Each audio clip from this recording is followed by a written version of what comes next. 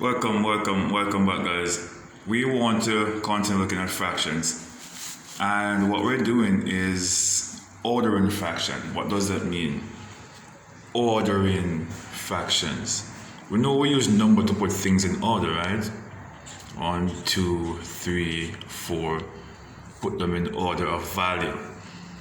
Alright? First, second, third, fourth. We use number to do all of those things.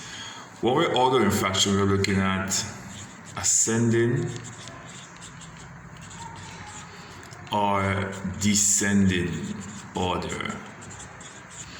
If it is ascending order, you're going from lowest to highest. And you can assume what the other one is, right?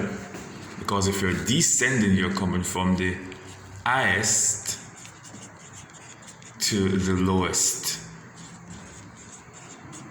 Example of this would be 1, 2, 3, 4. You're going from the lower value to the higher value. Right? If you're descending, you're going from the higher value, which is 4, 3, 2, 1. Now you get that concept out of the way. Ordering fractions, and we're ordering these in ascending order, which we're going from lowest to highest. One other thing you can do in ordering these fractions is to find a common denominator among all of them. Which number can all of these 4 numbers go into without leaving a remainder? Can we use 10? 2 can go into 10, yes, but 4 can't go. What if we use 12? 12 will be better, right? Because all of them can go into 12. Remember, we were doing equivalent fraction in a previous video, and we say equivalent fractions are fractions where the numerator and the denominator can be multiplied or divided by the same number.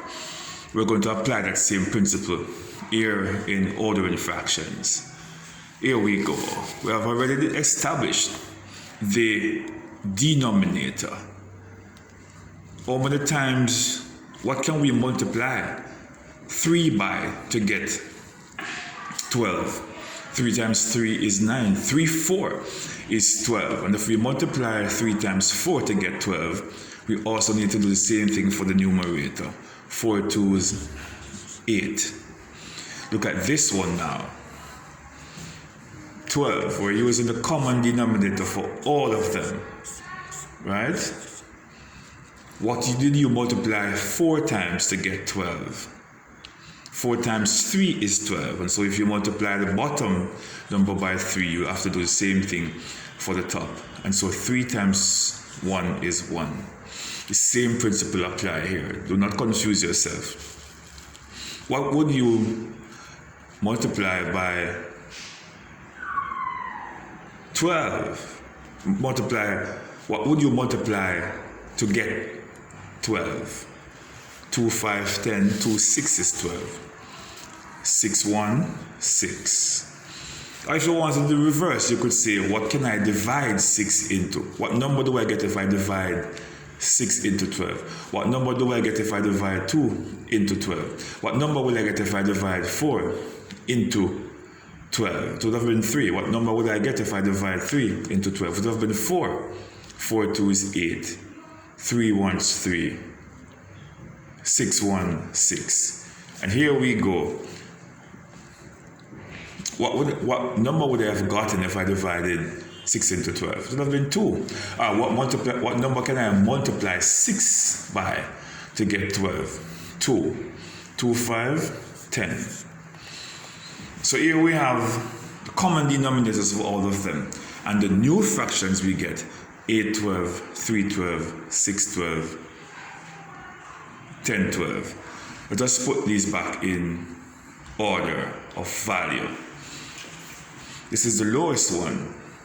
And 3 12 is the same as a quarter. So we say a quarter come first.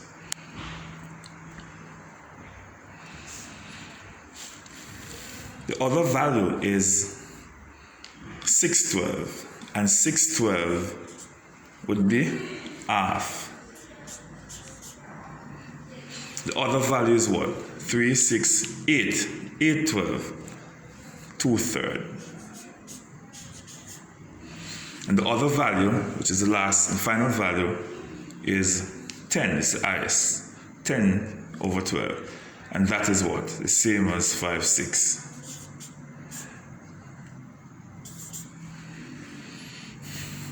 So we use common denominator, right, to find how we could get these fractions into order. A quarter is smaller than a half is smaller than 2/3, and 2/3 is smaller than 5, 6. We have just ordered our fractions in numerical value. That wasn't all that bad, right? But this principle might not be applied to all the fractions you're going to be ordering. You have to be careful, right? But this is an easy way you can do to order your fractions.